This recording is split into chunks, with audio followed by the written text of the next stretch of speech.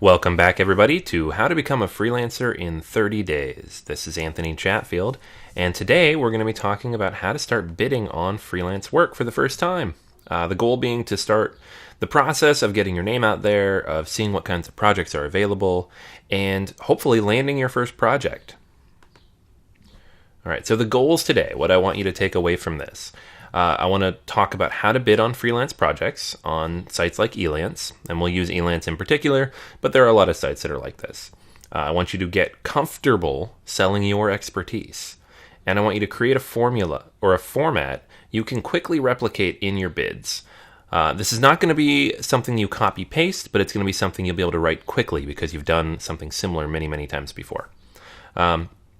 And then ideally, after doing all of this, we will find the project that kicks off your freelance career. All right, so from the beginning, how to write killer bids. A lot of rules here, a lot of things to keep in mind, but here are a few of the most important. First, don't use a form bid. This basically means something that you would copy and paste. Think of your cover letter when you're applying for a job you really want. You don't want to use a blanket cover letter where you talk about your skills and don't actually talk about the job to which you're applying. So you want to be as specific as possible. You want to show your expertise, don't describe it. So talk about specific projects you've done. Attach samples. Always, always, always attach samples. Don't direct somebody to your portfolio. Send them direct samples that are applicable to the job you're talking about. If you don't have any, I'll show you tomorrow and the next day how to start creating those. Personalize your bid as much as possible. So talk about their company, show that you've done your research, talk about how you are a good fit for what they are looking for. Basically, you want to make sure they understand you read this and they can tell immediately that it's just not somebody going through and copy pasting the same bid over and over and over again. The more personalized it is, the more you'll resonate with that person and the easier it is to pick up that job. You want to provide a detailed rate and time frame for delivery. Elance gives you a place where you can put in your earnings and the turnaround time, but I also like to include a more detailed breakdown within the bid itself. So tell them how much time you need to complete the project, how much money you need to make while working on the project, and any other details such as how many you can do per week, what your availability is, whether you'll work on the weekend. Basically break down for them exactly how you'll approach this job, how much will get done and by when, and what you're going to charge for that. And then finally, always provide standalone samples to back your claims. Again, this is super, super important. It's one of the few things that people use as an automatic no. I can tell you when I post projects to Elance, if they don't include a sample, I immediately delete it because I don't want to go digging. It's a sign that they're serious. All right, so now let's start bidding on some projects. All right, so let's talk about how success rates might change over time. There are a lot of things to keep in mind here. For example, in my first year doing this, I landed about 10% of the projects I bid on. For me, there was two reasons for that. First, it was a lack of understanding of what I should be bidding on. Second, however, it was not quite having that reputation yet. People don't know who I am. They haven't seen the work I've done. I don't have a portfolio necessarily for that particular type of project. This is something that'll change with time. So I wouldn't expect a high return rate on your bids right away. But keep in mind that there's always someone out there looking for someone like you. The volume is so high that you'll be able to crack through no matter what particular barrier might be in the way for a lot of those projects. By year 2, I had tripled my win rate and was getting about 35% of those projects. People knew who I was. I had good feedback. I had not raised my rates very much, and I was getting a lot of projects. By the last year of freelancing, which was year 4 in comparison, I was only getting 15% of my projects, but I was charging about 4 times more than I had when I started, and my repeat client rate was about half. So the result of which being I made a lot more money, had to do a lot less bidding, and had a lot more projects just coming my way without actually having to do anything for them. All right, so when it comes time to actually bidding, 5 things you need to avoid doing. First off, don't copy paste an old bid, even if it's one that won you a project. There's no general way to win a project. It's all specific to that client and that project. So copying and pasting another one will have no impact on the current one. Don't ask for a cost range before providing your bid.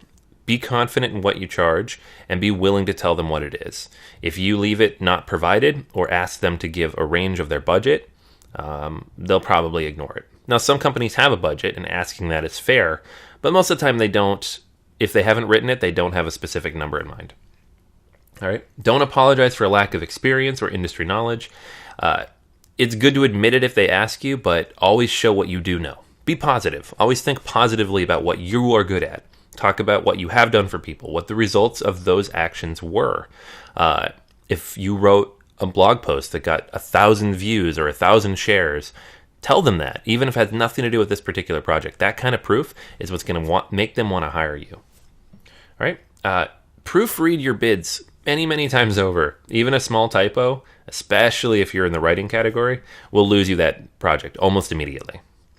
And then don't bid outside of your areas of expertise, at least to start.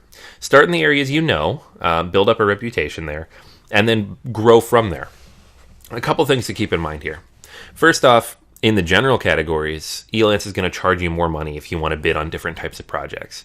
So if you are a designer and a developer and a writer, first off, good on you, because that's hard to do. Second off, that's 3 separate categories on Elance, and you're going to get charged for 2 of those. The first one being free. So pick one you're have the most strength in, and focus all of your energies there first, because that's where you're going to get the most results. All right. So to wrap up today, I want you to go to Elance or Odesk or whatever you signed up for and bid on at least 5 projects. Whether you feel you're a good fit for them or not, just start to get the feel for it, see how much time it takes, see what you have to create for them, and then don't worry about if you get the project or not. Just get in there and start bidding. Take notes of how each bid goes and what you needed to provide.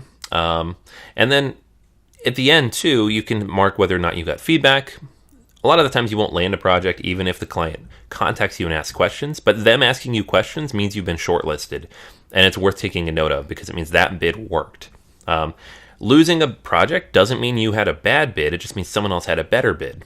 So again, think positively. Think that you got closer and you can learn from that experience. Create a spreadsheet of those bids with the dates and the amounts so that you can go back and track it. And then make a note of the types of projects you skip when bidding. This is going to help you narrow down the field significantly in the future when you bid. You can filter those search results and remove things like hourly projects, anything that's outside the country, anything that's been on the site for more than a week, anything with a budget below a certain amount. There's a lot of ways to filter projects out. So if you start paying attention now to what you do want and what you don't, you can make the search a lot faster instead of having to go through all 100,000 projects every time you start looking. All right, so that's everything for today. I want you to complete each of these actions, and we'll be back tomorrow. Real quick before we go, though, of course, leave a comment if you have any questions, any additional details or feedback on what we talked about today. And please rate this course and share with everybody your thoughts thus far. This is Anthony, and I will talk to you tomorrow.